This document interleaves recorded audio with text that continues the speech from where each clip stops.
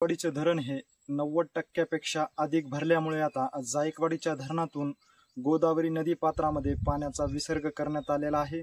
आज आपण गोदावरी नदी पात्रामध्ये आलेलो आहोत। जायकवाडीच्या धरणामधून गोदावरीच्या नदी पात्रामध्ये पाणी सोडल्यामुळे आज गोदावरी दुथडी भरून वाहत असल्याचे पाहण्यास मिळत आहे।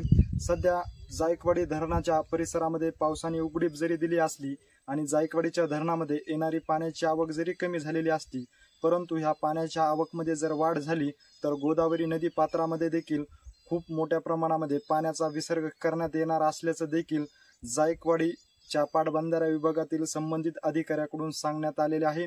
सध्या जायकवाडीतून 18 दरवाजाच्या मार्फत 9432 क्युसेस इतक्या वेगाने जायकवाडीच्या धरणातून गोदावरी पात्रामध्ये पाण्याचा विसर्ग सुरू असल्याचं आपल्याला पाहण्यास मिळत आहे। आज आपण गोदावरी नदी पात्रामध्ये आलेलो आहोत।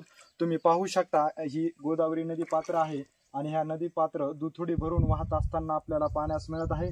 कारण जायकवाडीच्या धरणामधून 9432 क्युसेस इतक्या वेगाने पाण्याचा विसर्ग ह्या गोदावरी नदी पात्रामध्ये केला असल्यामुळे आता गोदावरी दुथडी भरून वाहत असल्याचे आपल्याला पाहण्यास मिळत आहे।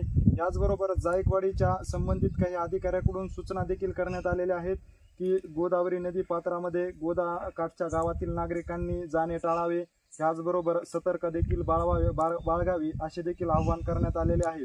जायकवाडी धरण परिसरामध्ये जर पावसाने हजेरी लावली आणि येणारी पाण्याची आवक जर वाढली तर गोदावरी नदी पात्रामध्ये जो पाण्याचा विसर्ग सुरू आहे त्या विसर्गामध्ये देखील वाढ करण्यात येणार असल्याच्या देखील सूचना करण्यात आल्या असून त्यामुळे गोदाकाठच्या गावातील नागरिकांनी या सर्व गोष्टीची सतर्कता बाळगावी असे आवाहन देखील करण्यात आलेले आहे।